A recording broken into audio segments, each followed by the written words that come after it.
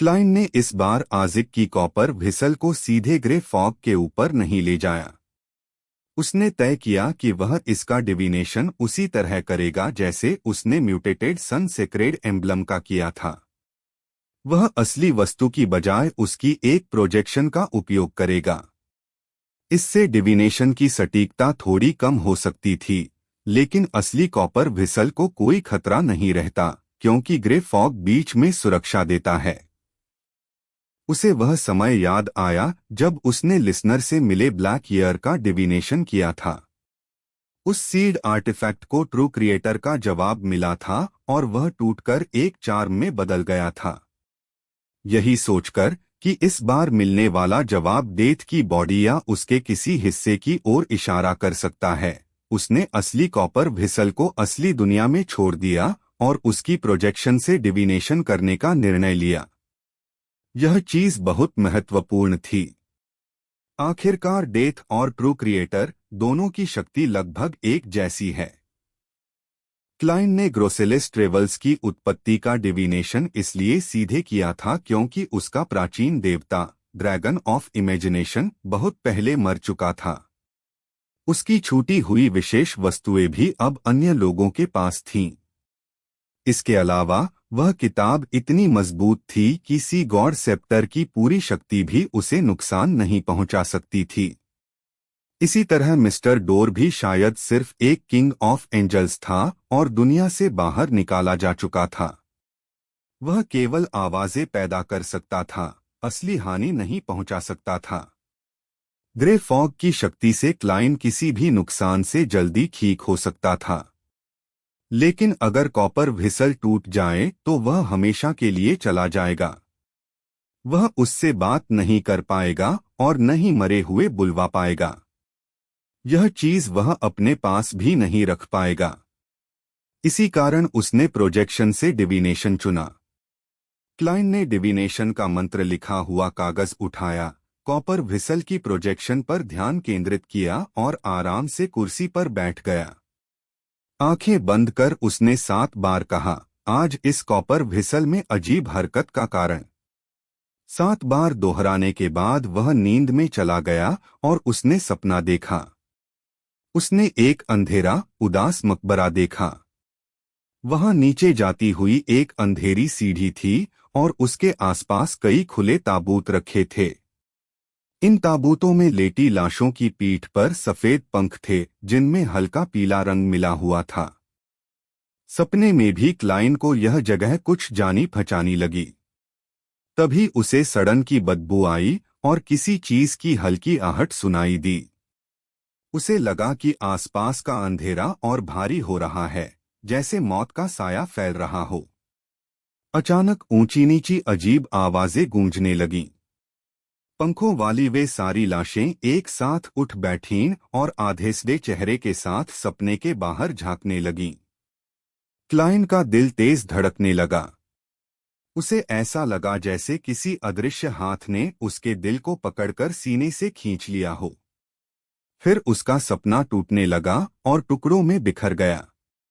आखिरी क्षण में वह देख पाया कि लाशों की पीठ पर ही नहीं, उनके पूरे शरीर पर सफेद पीले झलक वाले पंख उग आए थे। उनके शरीर में काले पतले नलिकानुमा ढांचे घुसे थे जो मकबरे की गहराई में जा रहे थे। वहीं से अनंत ठंडा खतरनाक ब्लैक फॉग उठ रहा था। वह ब्लैक फॉग फूलता और सिकुड़ता था, मानो सांस ले रहा हो। जैसे ही वह दृश्य और आवाजें क्लाइन तक पहुंची, उसकी अपनी त्वचा का रंग उड़ने लगा। उसकी स्किन सड़ने लगी, उसमें पीप बनने लगी और उसके रोंकूपों से हल्के पीले सफेद पंख उगने लगे। उसके हाथ की कॉपर व्हिसल की प्रोजेक्शन बिखरकर एक ब्लैक फॉग का धब्बा बन गई।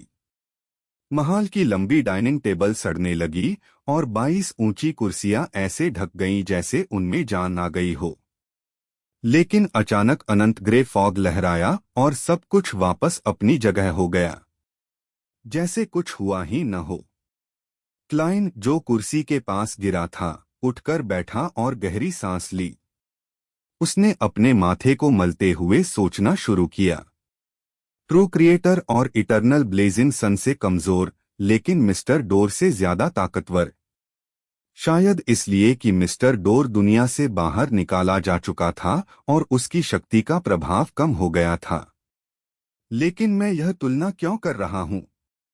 मैं उनका सामना तो कर ही नहीं सकता। यहां तक कि अगर मैं डेमीगॉड भी बन जाऊं तब भी नहीं। अफसोस मैं ब्लैक फॉग के अंदर छिपी चीज को सीधे नहीं देख पाया, वरना शायद कोई पोशन फॉर्मूला या मिस्टिसिज्म का ज्ञान मिल जाता। क्लाइन ने नीचे देखा। वहां एक छोटा सा ब्लैक फॉग तैर रहा था। यह कॉपर व्हिसल की प्रोजेक्शन के टूटने के बाद बचा था। इसमें कोई शक्ति महसूस नहीं हुई, यानी इसे चार्म की तरह इस्तेमाल नहीं किया जा सकता था। लेकिन फिर इसका अर्थ क्या था? क्लाइन को एक बात याद आई। उसने अपने सामान से एक अतिरिक्त पेपर एंजल निकाला और उसे ब्लैक फॉग पर गिरा दिया। दोनों तुरंत मिल गए। पेपर एंजल काला हो गया और शांत दिखाई देने लगा। उसकी पीठ पर हल्के पीले सफेद पंख उग आए। यह बदलाव मात्र एक पल रहा और फिर गुड़िया अपनी सामान्य आकृति में लौट आई। लेकिन यह पूरी तरह सामान्य नहीं दिख रही थी, जैसे आधी वास्तविक और आधी धुंधली छवि हो। उसकी पीठ पर पंखों के निशान बने हुए थे। क्लाइन ने उसे उठाया। वह उसका डिविनेशन करने की हिम्मत नहीं जुटा पाया। उसे डर था कि कहीं फिर वही भयानक सपना न दिखे और ब्लैक फॉग की वह चीज यहां न आ जाए। कई बार जांचने के बाद उसने निष्कर्ष निकाला कि इस गुड़िया में खुद की कोई शक्ति नहीं है, लेकिन यह अलग है।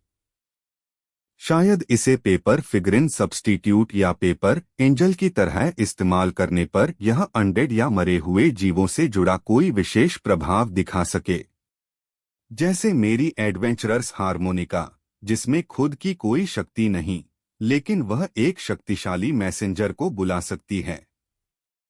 क्लाइन ने इस बदली हुई गुड़िया को रख लिया और सपने के अर्थ पर सोचना शुरू किया। काला मकबरा, खुले ताबूत, पंखों वाली लाशें और गहराई में छिपा ब्लैक फॉग, ये सब डेथ या उसकी किसी महत्वपूर्ण वस्तु की ओर संकेत करते हैं।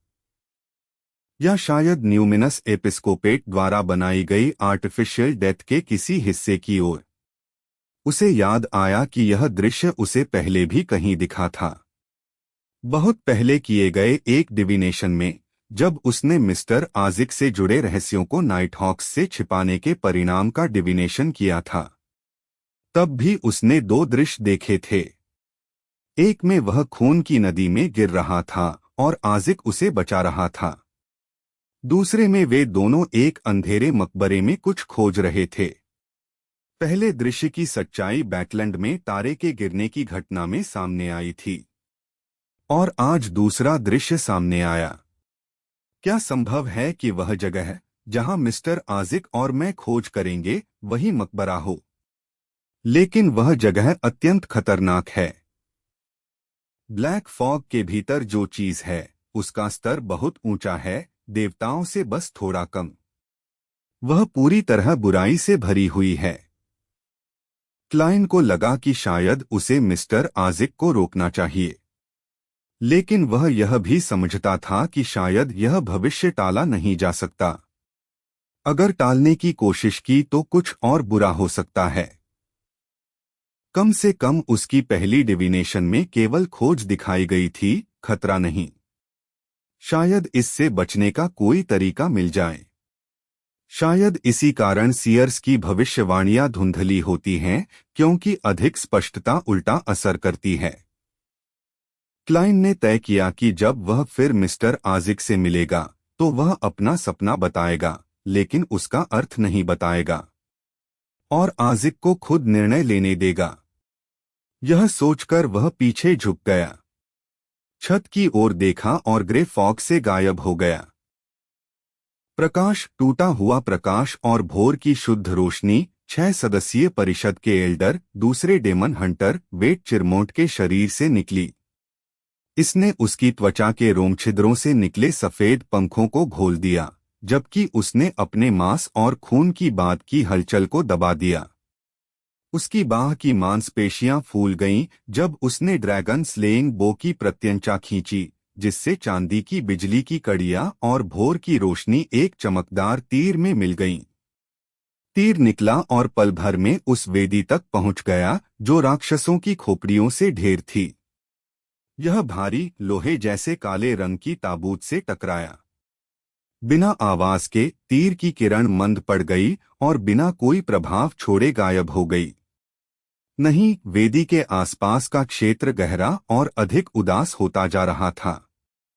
लोहे जैसे काले ताबूत के अंदर हड्डियों के आपस में रगड़ खाने जैसी आवाज आई। क्यों? तुम मेरी नींद क्यों खराब कर रहे हो? यह सुनकर वेट का दिल तुरंत भारी हो गया। ऐसा इसलिए था क्योंकि इसमें दुर्भावना को छुपाने का कोई संकेत नहीं था, और इसका मतलब यह भी था कि पूर्व चीफ एक राक्षस में बदल गया होगा। सिटी ऑफ सिल्वर के मुक्ति के प्रयास में एक बार फिर विफलता मिली थी। एक धमाके के साथ ताबूत का ढक्कन उड़कर टुकड़ों में बिखर गया। नीचे से काले कोहरे की एक बड़ी लहर लगातार निकलने लगी। इस दृश्य के बीच वेट ने एक आकृति को ताबूत के अंदर से धीरे धीरे खड़ा होते देखा। वह लगभग 4 मीटर लंबा था और उसके अंग लंबे थे। उसका शरीर सफेद पंखों से ढका था जो हल्के पीले तेल से दागदार थे। उसकी पीठ के पीछे पतली, अवास्तविक काली नलियां थीं जो अनंत तक जुड़ी हुई थीं। 6 सदस्यीय परिषद के 3 सदस्यों के पीछे काली नदी में एक बड़ी लहर उठी। सभी तरह की बाहें, टेंटकल्स और नसें बढ़ने लगीं। इस क्षण वेट ने चीफ के शरीर को तेजी से बदलते देखा और उसकी उभरी हुई मांसपेशियों ने उसके कपड़ों को इंच दर इंच फाड़ दिया।